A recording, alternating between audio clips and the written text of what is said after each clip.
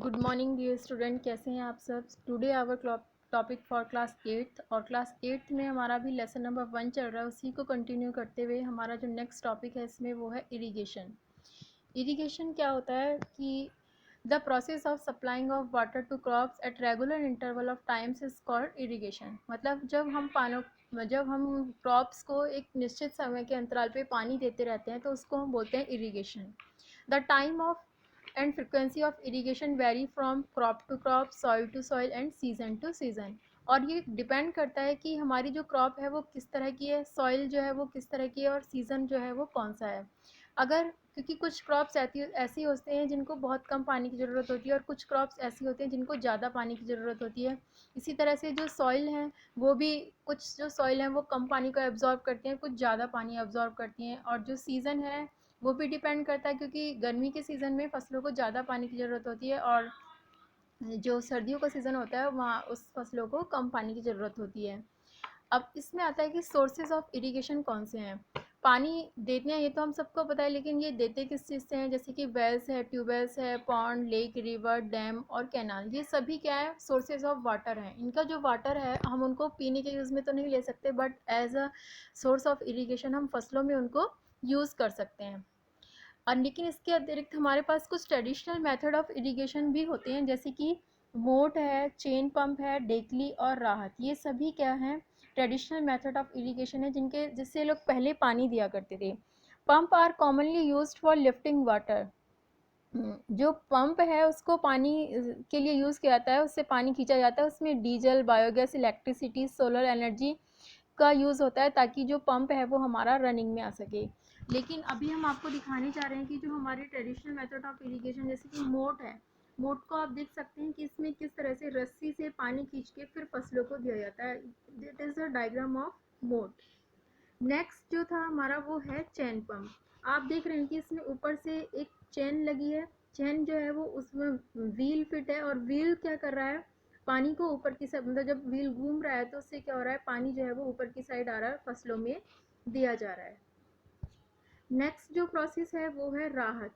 राहत में आप देख सकते हैं कि इसमें जो बैलों का यूज़ किया जाता है, और बैल क्या करते हैं, एक पंप की तरह से वर्क करते हैं जो पानी को ऊपर की साइड, मतलब बैल जब इधर उधर घूमता है तो क्या होता है कि जो पंप है वो, जो इसकी चक्कर है पीछे, ये घूमती रहती है, और चक्री से क्या है, पानी ऊपर आता है, और जब पानी ऊपर आता है तो वो फसलों को दिया जाता है।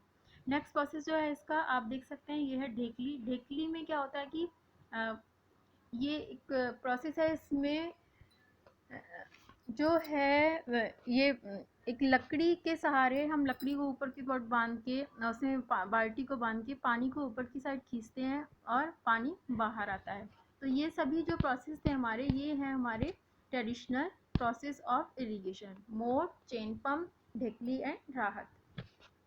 अब आती है कि मॉडर्न मेथड ऑफ इरिगेशन। क्योंकि आजकल जो है सभी लोग मॉडर्न हो गए हैं तो मॉडर्न चीज़ें ही यूज़ करते हैं।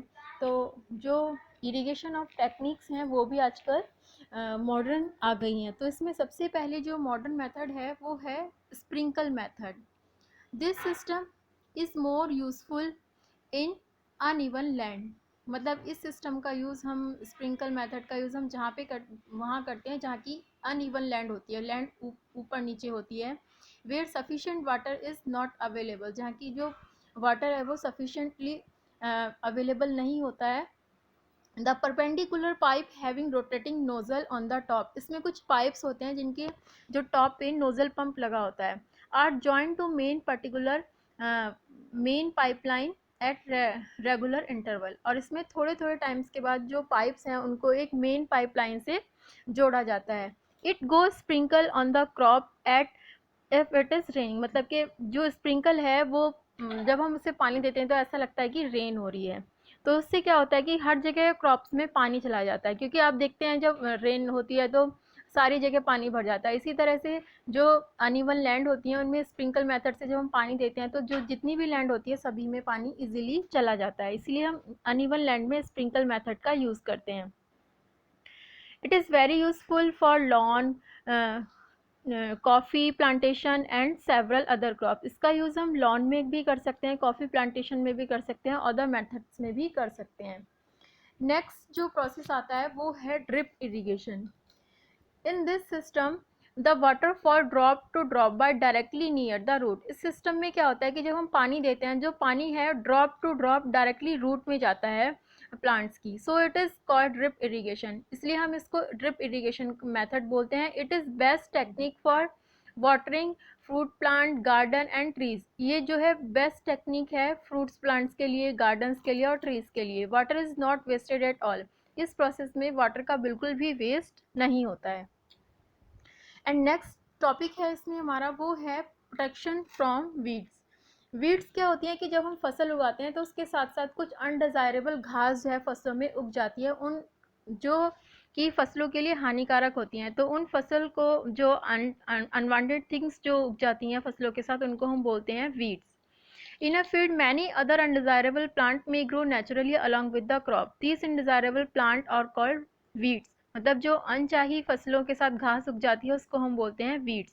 It is necessary to remove the weed from the field because they affect the growth of the crop.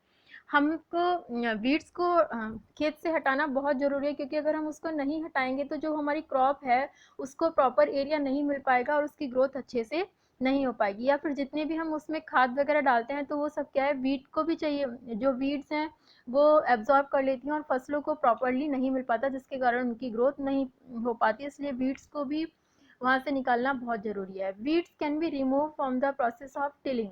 Tilling के द्वारा भी हम वीड्स को हटा सकते हैं। Weeds can be remove by uprooting और cutting them close to the ground. या फिर वीड को हम अपरूटिंग कटिंग के द्वारा, मतलब कटिंग के द्वारा भी हटा सकते हैं, उसको काट के भी हटा सकते हैं from time to time. This is done with the help of khurpi. और जो हम उसकी कटिंग करते हैं, जो उसको खोते हैं, वो खुरपी से कर सकते हैं। It is also control by using certain chemical called weedicide. इसी के साथ ही हम जो वीड्स हैं उनको केमिकल्स के द्वारा भी हटा सकते हैं और उन केमिकल्स को हम बोलते हैं वीडीसाइड्स। नेक्स्ट प्रोसेस जो है वो है हमारा हार्वेस्टिंग। हार्वेस्टिंग में क्या होता है कि cutting of crop after it's nature is called harvesting mature. जब ये हमारी फसल जो है वो पूरी तरह से मैच्योर हो जाती हैं तो हम उनको अलग करते हैं, खेत में से काटते हैं, तो उस काटने वाले प्रोसेस को हम हार्वेस्टिंग बोलते हैं। Harvesting in our country is either done manually by sickle और बाय मशीन्स कॉल्ड हार्वेस्टर। हमारा जो कंट्री है उसमें हम सिकल्स के द्वारा और मशीनों के द्वारा भी उसको काटते हैं। तो उन प्रोसेस को हम जो जिनके द्वारा हम उसको काट रहे हैं उन इंस्ट्रूमेंट को हम हार्वेस्टर बोलते हैं। In the harvested crop the green seed need to be separated from the chaff. मतलब इस फिर उसको काटने के बाद क्या करते हैं, हम उसके चाफ से, मतलब उसके छिलके से अलग करते हैं। This process is called harvesting और इस प्रोसेस को हम बोलते हैं हार्वेस्टिंग। अब इसमें लास्ट जो हमारा प्रोसेस आता है वो है storage. It is very important to store the grain.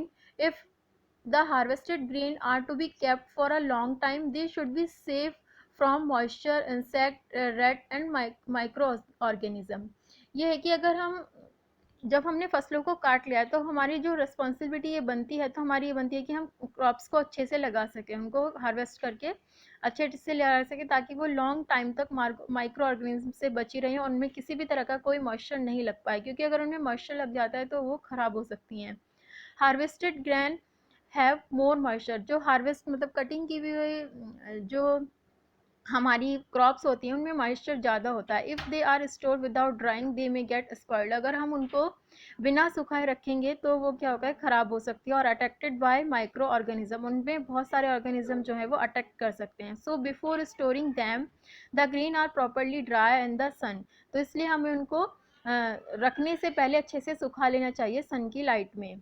The moisture in them and put, तो उससे क्या होता है, उनका जो मॉइस्चर है वो रिड्यूस हो जाता है। And put some neem leaves to protect them from pest, bacteria और फंगई। इसी के साथ ही हमें उनमें कुछ नीम्स की लीव रख देनी चाहिए ताकि वो पेस्ट से, बैक्टीरिया और फंगई से बच सकें। तो स्टूडेंट ये हमारे सभी प्रोसेस थे मैनेजमेंट ऑफ क्रॉप्स के, जो कि हमने आपको बताए हैं। आज की क्लास में आपके लिए इतना ही है। अब कल हम आपको नेक्स्ट क्लास में नेक्स्ट टॉपिक बताएंगे। आज के लिए थैंक यू।